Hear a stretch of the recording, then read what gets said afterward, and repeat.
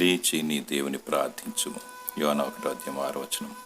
ప్రవక్త అయిన యోనా దేవుడు చెప్పింది చేయక అవిధేయతతో తార్షీషుకు వెళ్లే ఓడని ఎక్కి దిగువ భాగంలో నిర్భయంగా నిద్రపోవచుండగా యెహోవా దేవుడు పెద్ద గాలి తుఫాను పుట్టించాడు. ఓడ బ్రద్దలో ఉన్నంతగా చెలరేగెను.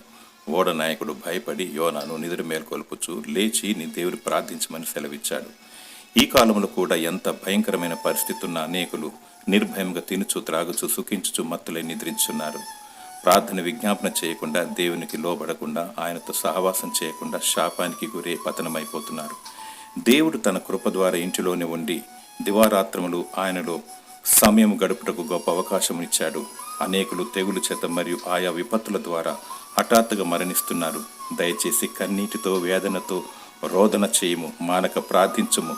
ప్రపంచ నాయకుల కొరకు, సర్వ ప్రజల కొరకు స్వస్థత రక్షణ కలగాలని ప్రార్థన విజ్ఞాపన చేయము.